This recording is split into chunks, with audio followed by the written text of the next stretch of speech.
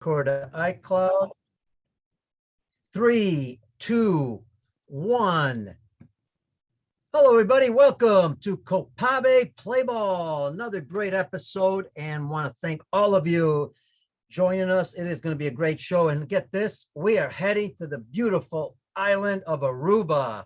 Yes, I've been there several times. Gorgeous. If you've never been there, take a trip there, take a vacation, go watch some baseball. And we're going to talk to a top person in Aruba baseball because you've seen there's a lot of great players coming out of Aruba. We know Bogarts, and he's just one of them. We may talk about him a little bit and also some others. Again, I want to welcome our guest, Randolph Odober. Randolph, let me tell you, he is the WBSC Athletes Commission. So he's on their commission. He's going to talk about that. Played pro ball in the States. Interesting. He played with the Netherlands national team with the WBSC, the Olympic qualifier, was drafted by the San Francisco Giants. He didn't sign then. He went with the Nationals, went to Western Oklahoma State College. He was drafted in the 32nd round. He's got a great baseball background, great person. Got a chance recently to meet him for my very first time at the WBSC U23 World Championships. So let me welcome Randolph to the show. What's up, buddy? What's going on, Peter? How are you doing? And thank you for inviting me to your show. I mean, it's a great show, great podcast, and I'm happy to be here. So thank you. Well, I know Copabe's thrilled to have you because you know another Copabe athlete making it big time. You're young and you've done a lot in the game, and I think Copabe and the countries in Copabe need to even learn more about you. We got a lot of great baseball people in Aruba, obviously. I want to mention our good friend King, the King, right? Eugene Kingsale. Everybody knows him. He's been on my show before. We'll get him on this podcast with Copabe. But, interesting enough, in Aruba, it's such a small island, but I remember 20, 30 years ago being there also, a lot of great young players. In those days, when I went there, Randolph, I mean, the baseball fields were all just pretty much dirt fields. People are just building them, just starting off. But there was a lot of talent. So let's do this. Talk about how you grew up in Aruba, how baseball started a little bit and things you did when you were a young kid. I mean, and we could talk about the transformation of where it is now, developing major league players too. All right, sounds good.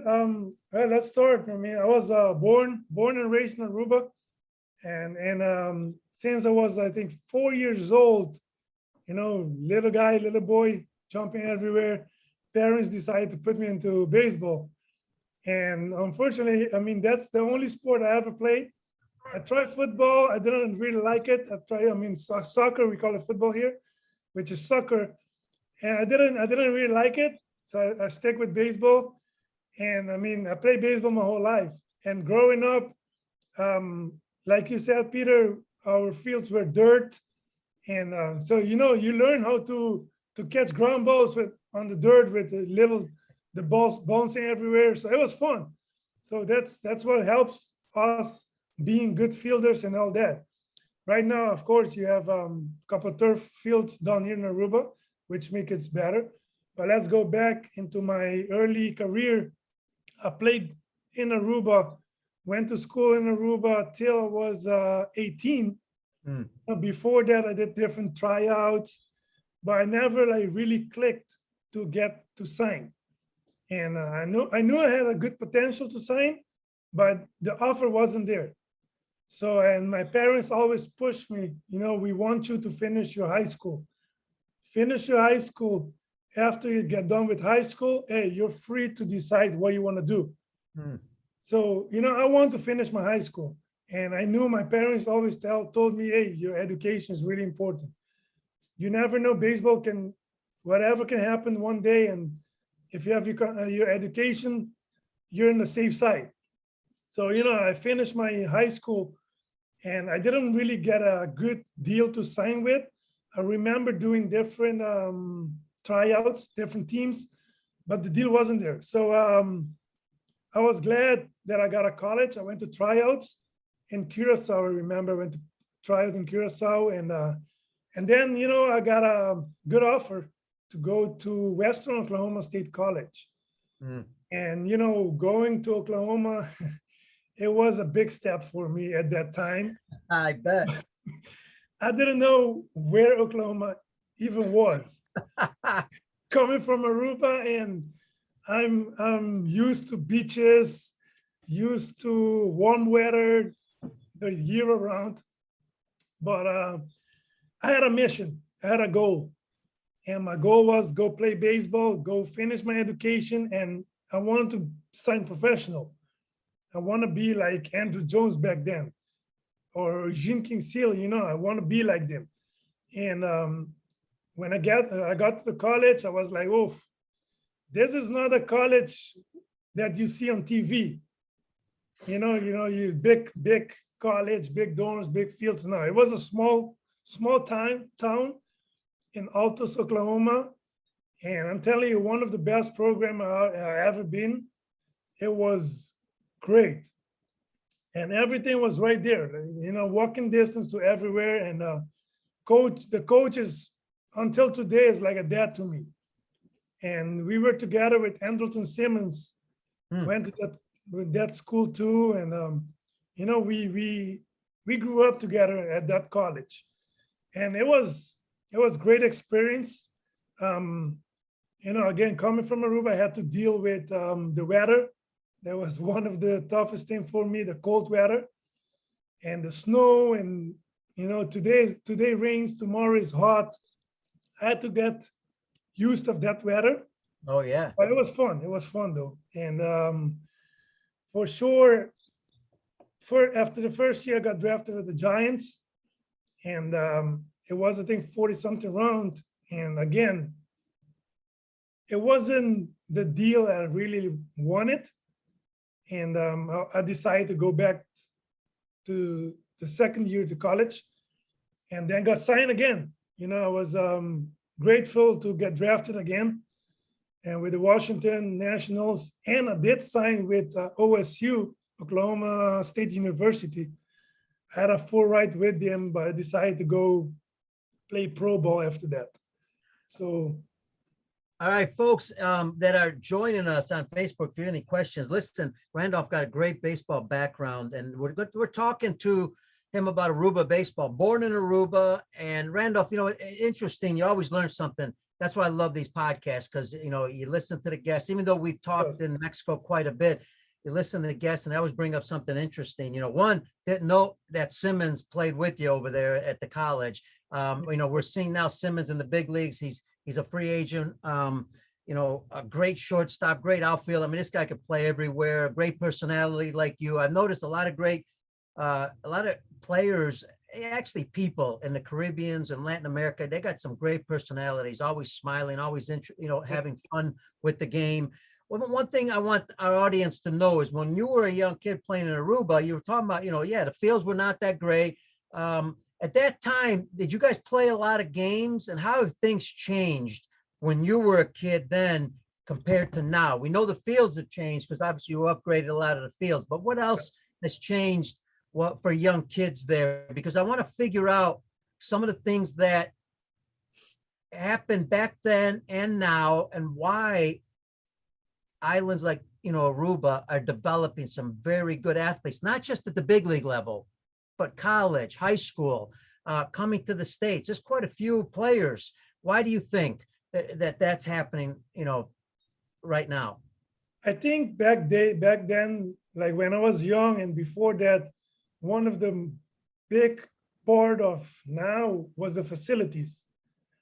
Back then, we used to practice 2 times a week and play 2 times a week. That was it.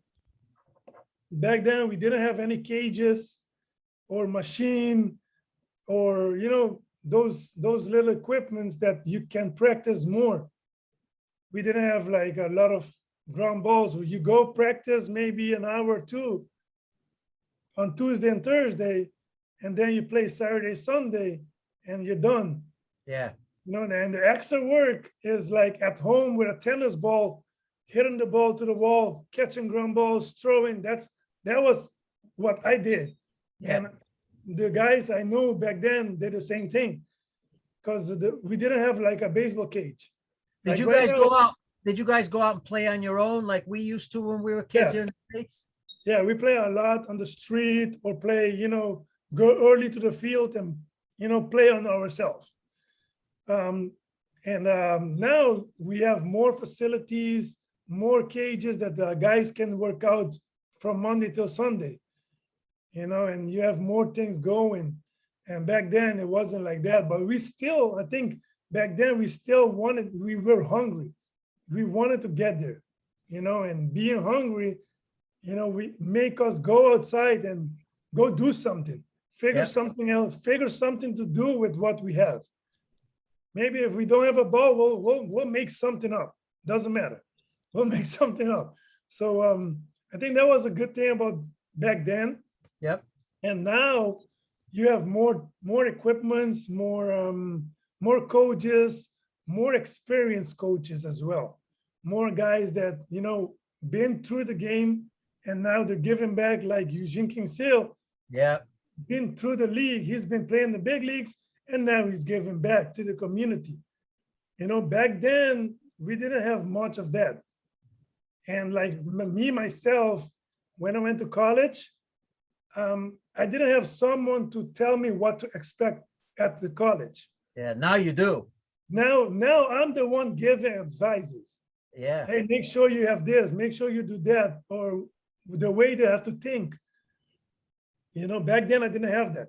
And now, yeah. And that's so important because, as you mentioned earlier, I just want to mention this too and stress to all the kids out there that might be listening to the show. Your parents told you, hey, you got to get your education in first and get, make sure you go through high school, because they knew if you were going to go to college in the US, that was a possibility, that you better be educated. You better have that background, because without that, you can't just fall back on baseball. yeah, exactly. So I'm a person that really believe in education, because again, we don't want someone to get injured, but every inning, every ball that got pitched or hit, something can happen. Mm-hmm. You can broke a bone, whatever, and you're not going to be playing anymore. And your education, nobody can take that education away from you. If you finish your high school, you finish your college, your degree, nobody can take it out from you. Nobody. That's yours to take, and you do what you did. Baseball on the other side, I mean, we all want to make it to major league. Of course, I mean, who doesn't? I played to make the major league. I didn't, but I mean, I have my education that I can fall right now to it. So I think it's really important. Let me ask you this, because that's interesting also. Back then, when you were young, you didn't have players who had made it to the big leagues, or even maybe professional ball, or even college baseball. You didn't have that to look at. How did you come up with the idea yourself? Did you just say to yourself when you were younger, hey, I want to go play in the States? Because you really didn't have the other guys to look at that made it. I think it had to do a lot with some guys knowing what was going on. Like Eugene Kinsey was in the big league, so he had some friends, maybe, for example, that can come up and, hey, we have this kind of thing going on. Or I remember we have one coach, Milton Cruz. He was a scout, and he played ball too, and he had a lot of connections, and he helped me a lot with tryouts too back then, going to Curacao, making sure, back then maybe one or two schools will come, and that's how pretty much we did it back then. Now we have more people, of course. What athletic skills do you think helped you propel to the level that you went to? We're going to get to the level of professional baseball and also the national team. What athletic skills or maybe mental skills, what helped you progress? I think one of them was my mental. My mentality was really strong. I always wanted to reach the highest level I can reach. And I mean, I used to be quick. So I used to be a 6'4" runner, not anymore. Back then. That helps. Yeah, that was one of my biggest weapons, that I was quick. So that was good. I always could have hit. So that's good. So that helped me a lot. Randolph, you mentioned the mental part. I think that's important too. How did you you were mentally strong, it sounded like. How did you deal with the failures? Because I'm sure everything wasn't a success. I mean, even when you got to the States in college, like you said, I'm never, it's a new country to you. It's a new place. It's a university you never been to.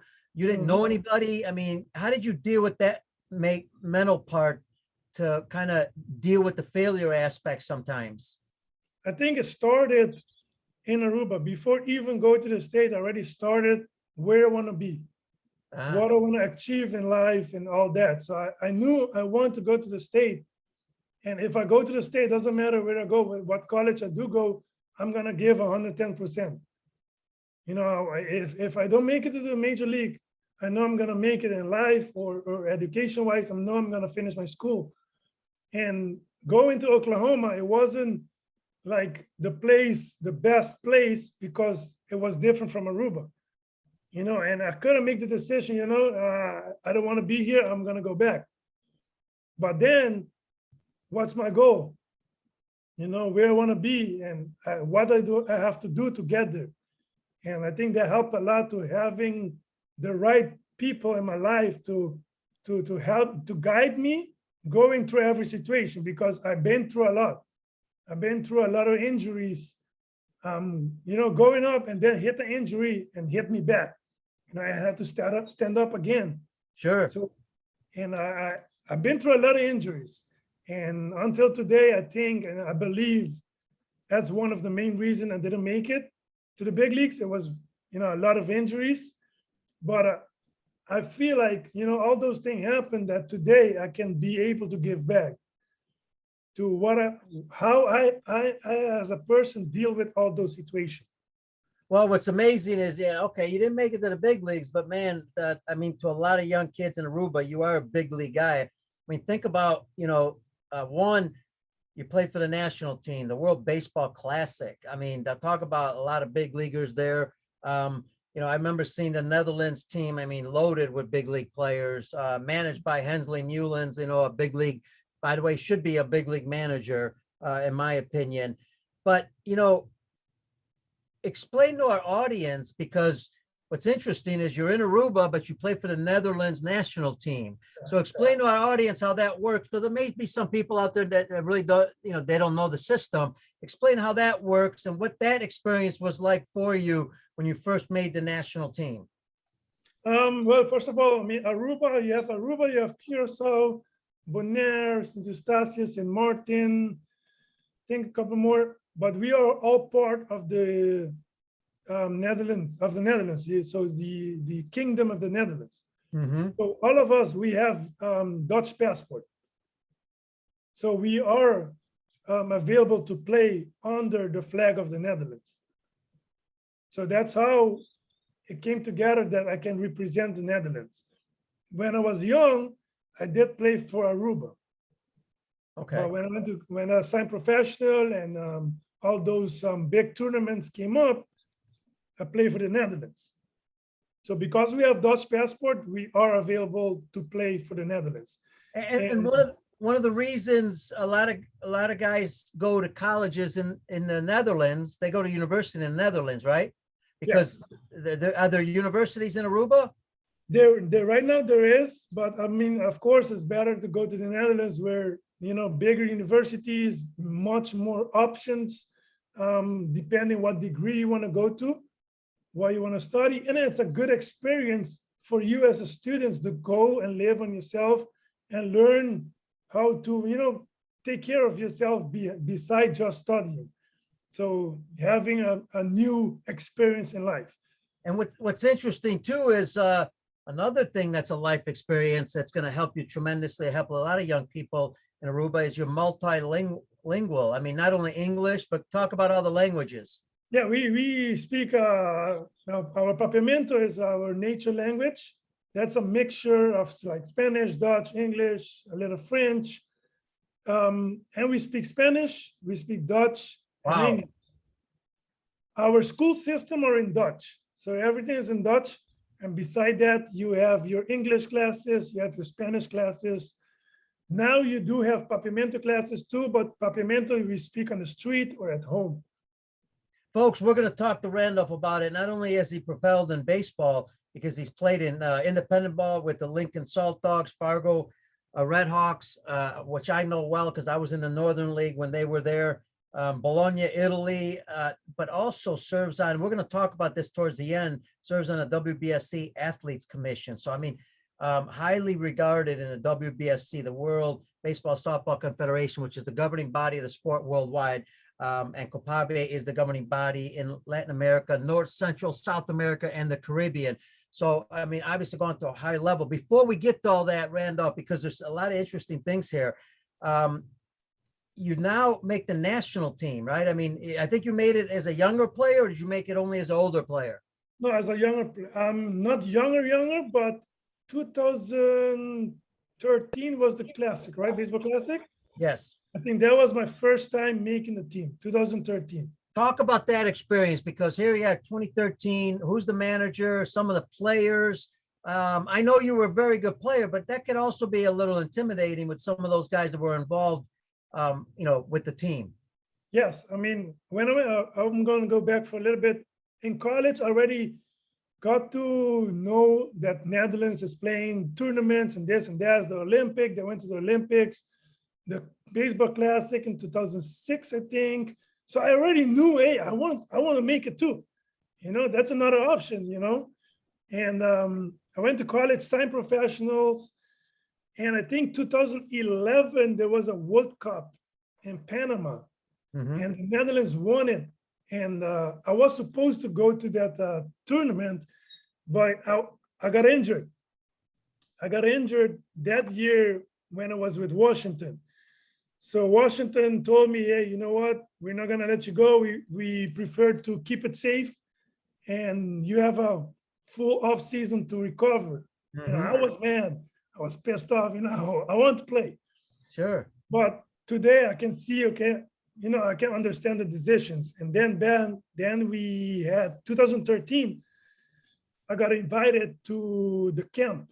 So, you have preparation and all that. So, I worked as hard as I can because I know I had the ability to make the team.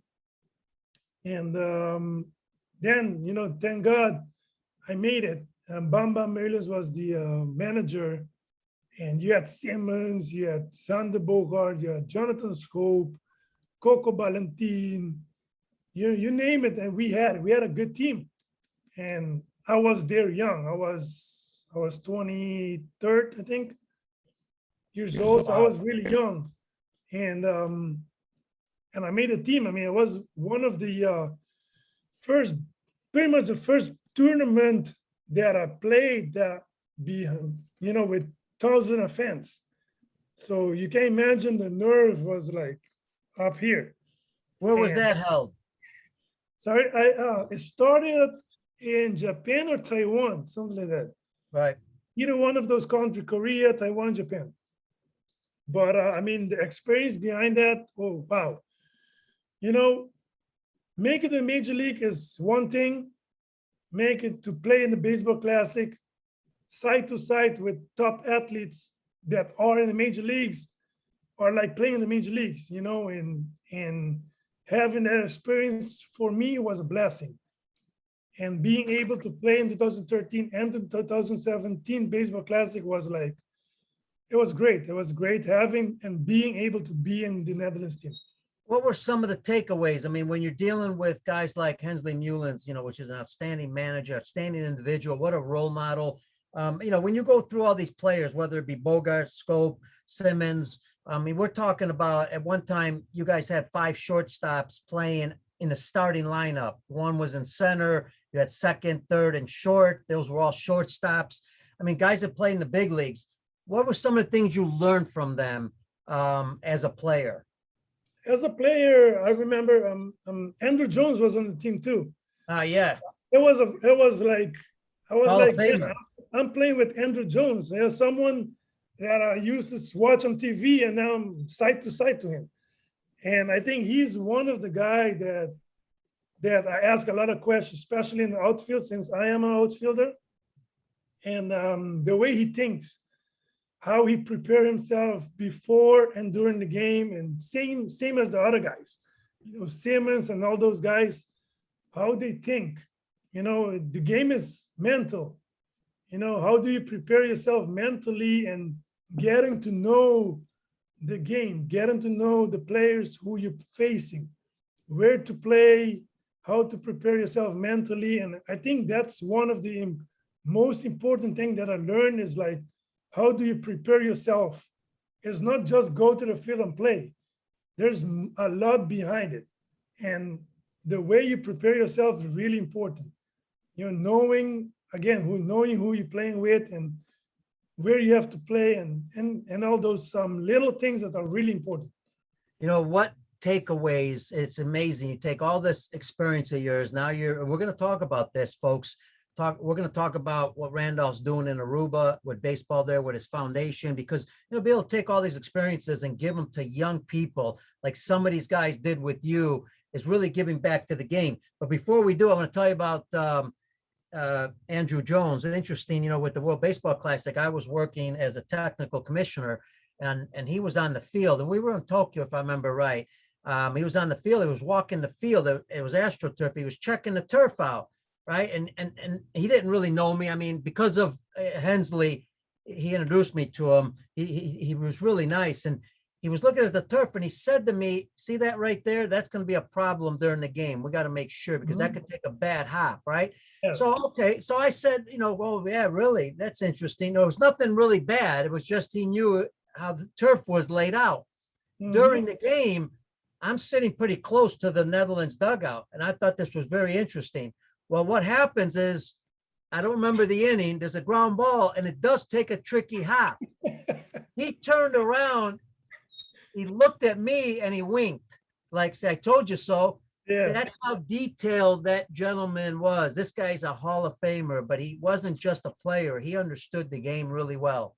Yeah, that's how he is. I remember, can't remember which game it was, but we had to walk the outfield, and he will throw balls to the wall just to see how the ball is going to bounce back from the wall. It might be like a little place that the wall is different and the ball is going to bounce different. So, getting ready mentality to know if the ball bounces there, what's going to happen. So nothing will surprise him during the game because he already prepared himself knowing what's going to happen if the ball hits, depending where. And I remember one game we're playing, I think it was in Taiwan. I remember it was a lefty hitter. I was playing a little bit too much on the pull side for lefty. I remember him calling me and moving me to the left. And he moved me exactly where the fly ball was hit. Wow. When I got to the dugout, he came up to me. I was like, "Hey, just listen, man. This is Andrew Jones." I was like, "You're right." Love it. It's funny, but that's how he thinks. And he knows, he reads hitter, how he reads swings. And, it's important. It's important. And again, it's important to give back all those little details to the younger kids.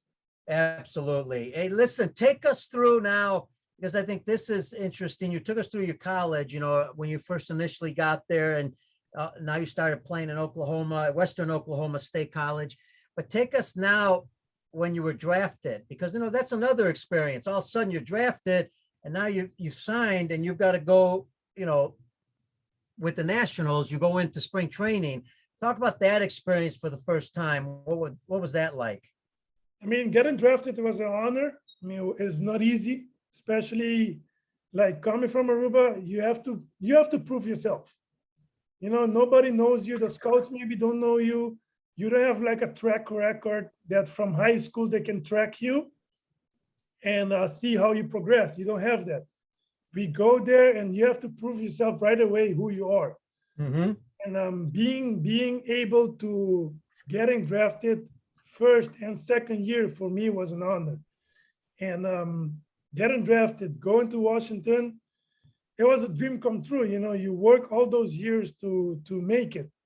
And coming from Aruba, we didn't have much players getting drafted because back then, I mean, we didn't go to college as much. And then I got drafted. I was really happy. I mean, of course, you sign professional. And going to Washington again, I didn't have anybody to really tell me what to expect. So I got a phone call to congratulate me. I think it was a couple weeks later that I'm getting drafted. And they asked me if I want to sign and all this and all, all those business side. And we got to agreement and I signed. And I remember I was going to play summer ball in North Carolina, and I was there already. Ah, And they called me, Washington called me and was like, yeah, you got to fly in tomorrow. I was like, oh, I got to go pack. So I packed, I went there, I got to Washington to Florida. Back then they were in Vieira, Florida. mm-hmm. So I got to the clubhouse. I mean, Peter, everything was new to me because I didn't know nothing. I didn't know what to expect. Zero. And You knew the weather was good, so that was a positive. yeah, exactly. I'm going to Florida. So I know the weather was good. It's going to be sunny. It's going to be warm. But, so it was something new for me. And getting to the clubhouse and seeing all those players, I was like, it's not easy. It's going to be tough. And seeing how everything works professional wise and dealing with different characters, every year is a new year. But my first year, I was on a mission. Back then, my first year, I want to make it to Major League my first year. But of course, it's not possible. And, I was working out like I was in college. Mm. And they had to slow me down. I had to learn to slow down. Long season. Yes, it's a long season. It's like 100, back then it's 142 games in minor league. Was that the hardest adjustment to make? Were there other adjustments that were difficult? One of them was slowing down my work because, in college, you want to go ahead and hit 200 balls off the tee every day. In professional, it's not possible because you're not going to last a whole season. And I remember them having a meeting with me to slow me down. And back then, of course, I'm not going to believe it because the only thing I know is like hard work, and I had to slow down. And my first year was awesome.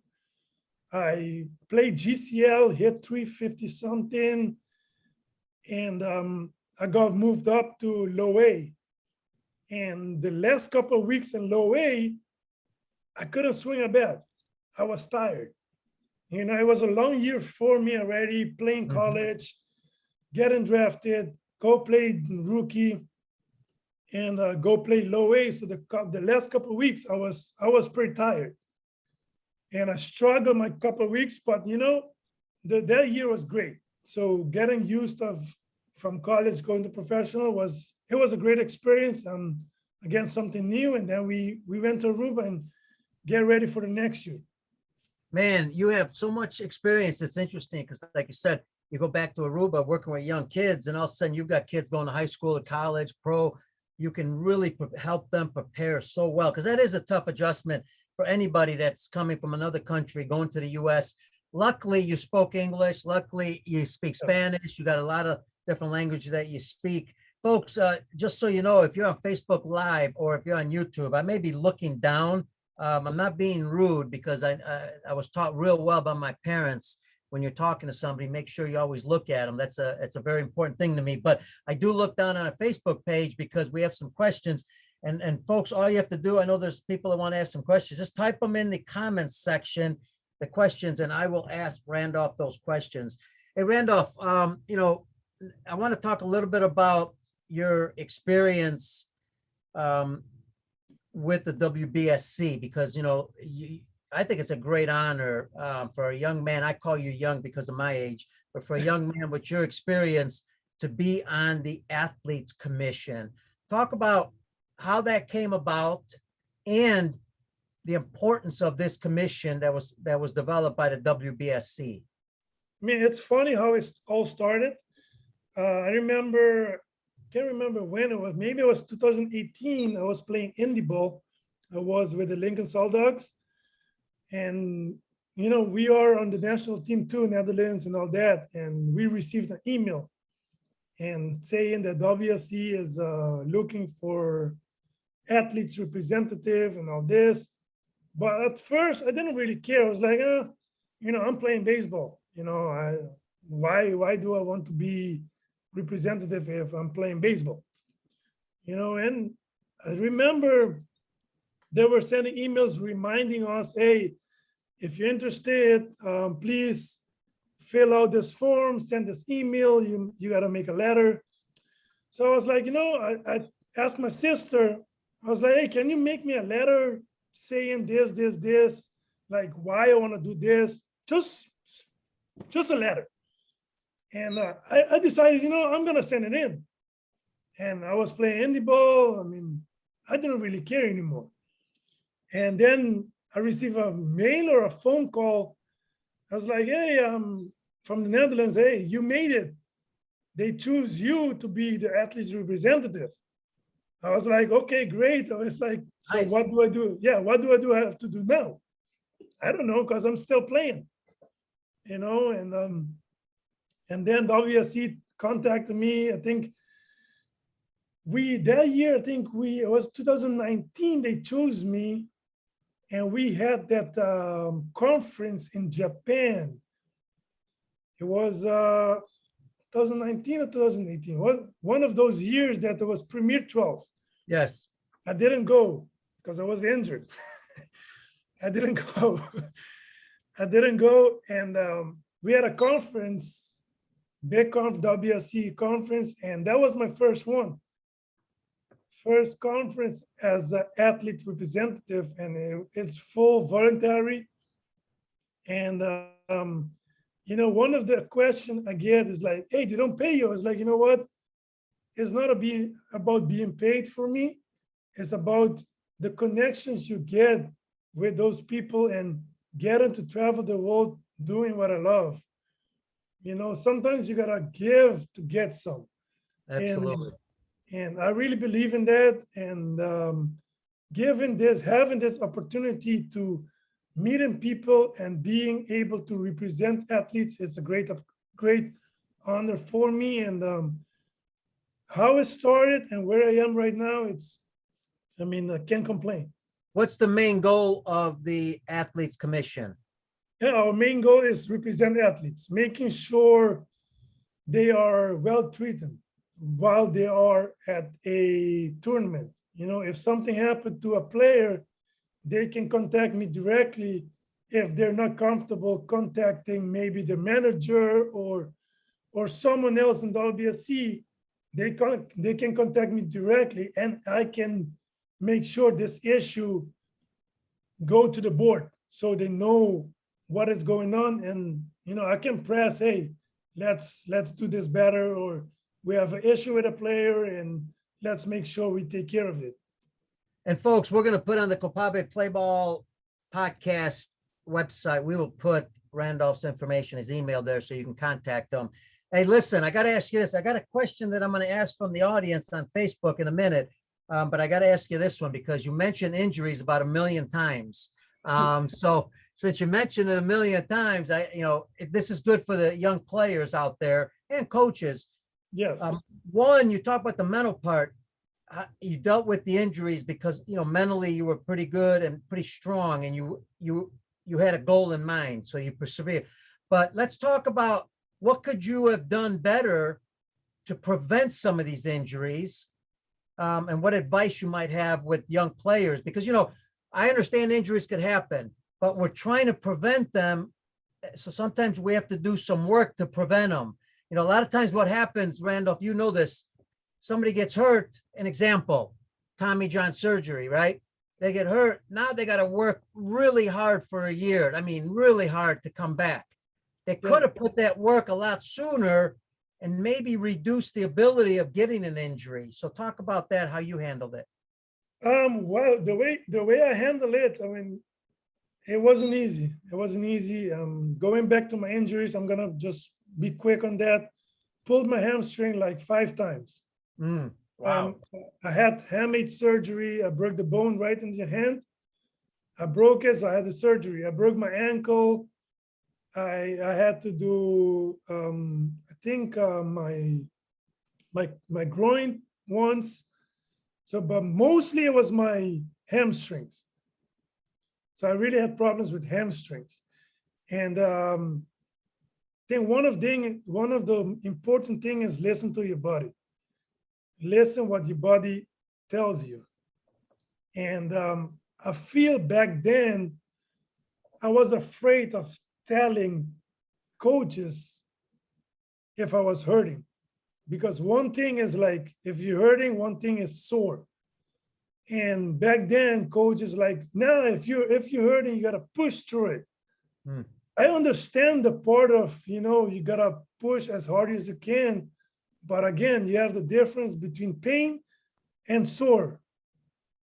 And we have to teach our young guys, making sure they tell their coaches what they are feeling, and making sure they know the coaches are not going to put them aside because of that, because you have that in professional ball, that I was worried about. If I sit one day out, somebody else will play in front of me and hit. For example, if he goes 3 for 3 tomorrow, he might get a chance to play again. And if I'm feeling good tomorrow, I'm not going to be playing, because yesterday I was hurt. He got a chance to play.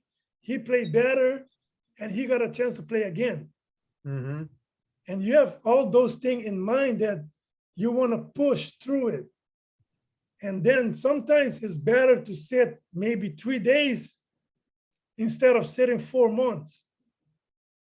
And that's when it comes down to making sure players know that, hey, this is why we are telling you to take a rest, and listen to your body, knowing how far you can go. And if something's hurting, take care of it. It's Right. really important. Yeah, those are great points. I love that part because, nowadays, it's important to manager, coaches communicate with the players what you Yes. just said, because if the players don't understand that, they're going to be fearful. And folks, we know the most famous story about that, I think, was Wally Pipp and Lou Gehrig. If I remember the name, if I got the name right, Wally Pipp, remember, sat down, and then Lou Gehrig's career started, and he never stopped. Hey, let's take a question here, Randolph. We're almost to the end, but let's take a question from Antonio Rangel. He said, excuse me, sir, Randolph, what's the biggest achievement you received in your life through baseball? So the biggest achievement that My you think. biggest achievement, I think, first of all, having the honor to live my dream, and being able to play with players that I never thought I was being able to play. And one of my best tournaments was Premier 12 2015, where I was best outfielder, more stolen bases, and one of the best hitters, top hitters. And those were one of my biggest achievement, playing the classic, and now being able to give back, helping others. And speaking about giving back, there's no doubt about it, you reached some great achievements.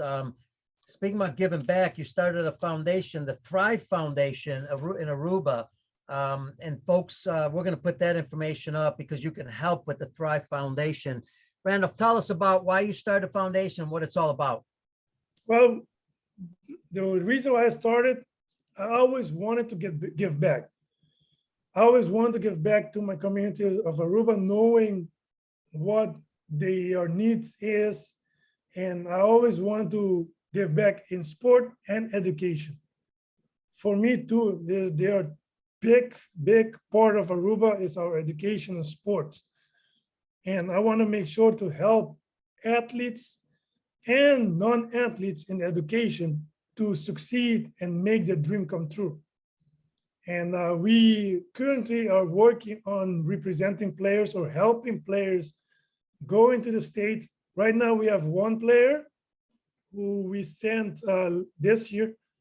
He went to Western Oklahoma State College. We helped him to get a scholarship. So one of the main reasons is helping players and making sure to help them having the mentality, the right mentality, how to compete, how to have a strong mentality. And we are focusing on giving like speeches at schools and making sure we give our our you know, how to have the mentality to succeed in life. Either if you succeed in the athlete's form or just a degree. And now we want to also give back to our coaches, because if we teach our athletes but we don't teach our coaches, we're like going up and down a little bit, you know. And we're working on a coaching seminary this coming January. Let's hope we can get the sponsor and, you know, all that, so we can get that going for helping the coaches as well. But our foundations mainly focus on education and sport. Awesome. And Randolph, you read my mind, because one of the things I was going to ask you, that's great stuff you guys are doing, and hope folks that go to the website can help out, whether it be a donation or whether helping find sponsors. But talk to Copabe countries, talk to countries all over the world, people involved in the game of baseball. I want to kind of finish it off with this, because I think it's so important. Talk about developing these young players. I'm talking about the real young kids, the key factors. You mentioned one of them. It's probably the biggest one. That's coaching. Talk about how important that is and why. Yeah, I think coaching is really important. And the other thing is important for me is communication. Talk with your players. I know sometimes it's hard because maybe you have 2 or 3 hours, but if you can maybe talk with one player today, you don't know what difference you can make with that 15 minutes that you talk with that kid, you know. And maybe in a couple of weeks you talk with the whole team, and you build a different relationship with the players. Instead of just practicing, now we're building a relationship together so we can understand each other. You know, it's not about yelling to them, but making sure they understand the reason why you're yelling. Maybe they're not understanding what you mean, the way you want them to do something. Now, if we are explaining to them so they can understand, it's different.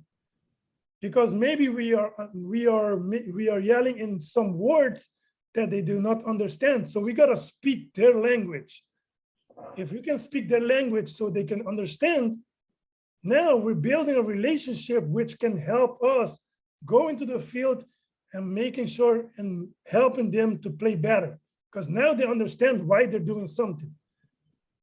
You know, and I think it's really important for communication and letting parents know what you're doing. Who are you as a coach? You know, how do you deal with players? So you don't have questions like, oh, why do you deal with that with my coach, with my son? Making sure your parents are involved in what you are doing with the players, especially young players. You know, and young players, like I give lessons to like 5 to 7 years old sometimes, and hey, sometimes it's stressful. You know, 'cause you gotta keep telling them, hey, you do this, do that, do this, do that. And sometimes you gotta make a conversation with them so they can understand why they're doing this. And it's fun though. It's fun working with kids. And I think, like I told you, communication is really important. You know, in most countries around the world, just a couple more things, Randolph, then we'll let you go, because it's been fantastic, and so thrilled that you were able to join us. You know, everywhere around the world, we have a lot of things in common. One of the most things in common, I'm sure it's the same thing in Aruba, and that is when you talk about coaches, a lot of the coaches are actually parents. You know, Yes. they're doing their best. I know this, folks. I'm going to mention it because I mentioned it so many times, but I'd like to mention this. To me, the volunteer coaches are the most important person when it comes to the development of kids at the grassroots level of sport. They're the biggest group of coaches worldwide. There's more volunteers than any other coach in the world when you combine them all. So they're so important. There's that fine line because they're parents, but they're also coaching. Kind of finish it off with that a little bit, how important it is educating the parents, because they're well-intended, they mean well. They've played the game, but maybe they haven't coached the game yet. So to give back to them is so important because now you're giving back to the kids also. Yes, I think it's really important. Like you said, I mean, a lot of parents are volunteering themselves, helping other kids too. So it's important for them to get to know the game, getting to know the inside part of the game. And if we can teach our parents, they can teach someone else. And that's how we'll move on, and more people will get to know the game. And it's like I say, it's really important for our parents to get to know the game because they can help their kids too. If they don't have practice that day, their parents know, hey, I can do this at home. Maybe Yes. 10, 20 minutes of work, they did something with their kid. Yep. And it makes the work for the coach easier if we can do those extra work. And that's just by giving back to the parents, making sure they know what we're doing, why we're doing it, how we do it, and helping them so they can do it at home, and making the process for the coaches easier too. Fantastic stuff. And folks all over the world, we got to work together on this, making coaches better at the grassroots level. We got a lot of coaches that are great at the higher levels, and we got some great coaches at the younger levels too. Don't get me wrong, but it's important that we continue to develop the grassroots level of coaching worldwide. That's how the sport will continue to grow, because it keeps growing, but we got to keep it going. Hey, listen, Randolph, great way to end this. Here's the way to end this, because you mentioned this. Baseball is a great sport to be involved in, but you got to have a career after baseball. Yes. You went through high school, you went to college, you talked about the education. Talk about the career after baseball, because you have a choice to make now. You and I were talking off the air. You want to continue to play, but you have to decide, should I continue to play? Do I still have it in me? Or do I get going with my career? Because you have a lot going on in baseball, making baseball your career. Talk about how you're going to make that choice, because other players and kids in the future are going to have to make that choice also. How are you going to make that choice? Well, first of all, I had to deal with myself. I had to ask myself questions, and I had to be straightforward with myself. Baseball, beside being the sport that I love, it's also my job. So I make money playing the sport. Now I have to decide what is important. I love the sport, but I have to deal with financial stuff too. Before the game, after the game, I have to buy my food. I have to pay for whatever thing you have to pay. So I have to think 10 years from now, not next year or 2 years. I have to think the long term. What is the better choice to make to make it in life after baseball, which is not easy, because all I knew is playing baseball, getting up in the morning and go to the gym, go to the field, go play ball. That's what I know. I never been in the business side of getting up and having meetings, dealing with customers. No, I don't know that, and now I always told myself that I wanted to do what I love, work something that I love. What I love is baseball, sports. Now, how can I make a living being in the sport world? And how can I do it?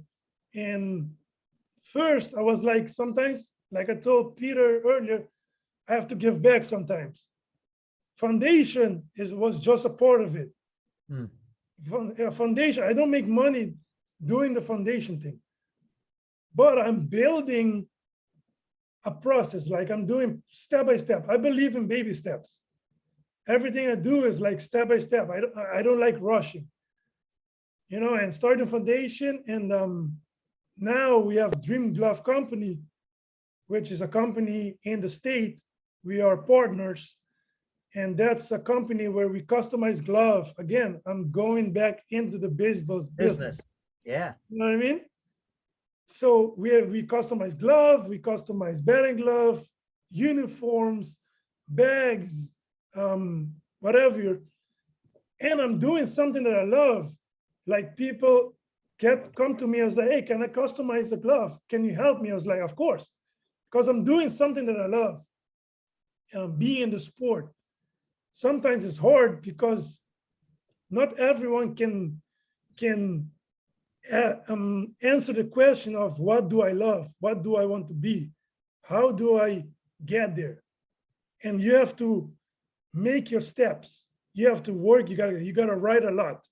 Write where you want to be in 10 years. And trust the process. There's going to be failure in between it.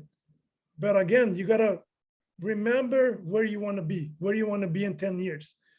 It's not going to be a great road, of course not.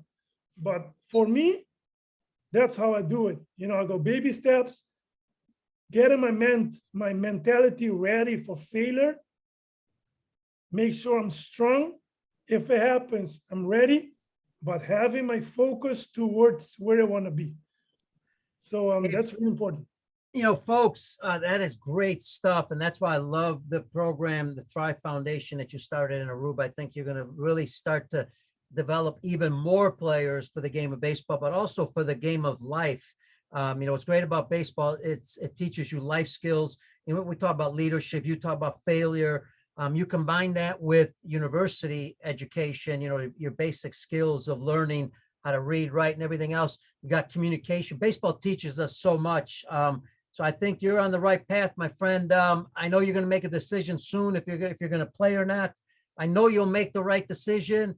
And I wish you the best of luck. I know Copabe is thrilled that you are part of Copabe as a player, as a coach, as a leader in Aruba baseball, and want to wish you the best. And thanks for being on the show, man. It was a thrill.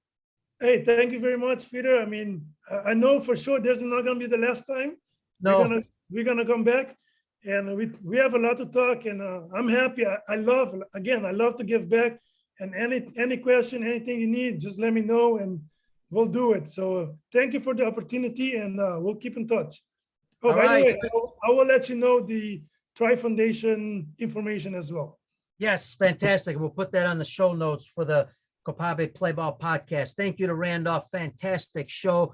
Thank you for Copabe for allowing me to be their host for Copabe Play Ball. Hey, thanks to all the listeners in Copabe. And I know we have listeners all over the world, but thanks to everybody for listening. I'm your host, Pete Caliendo. This is Copabe Play Ball. And we'll see you on next week's show, everybody. Stay safe and healthy, and God bless you all.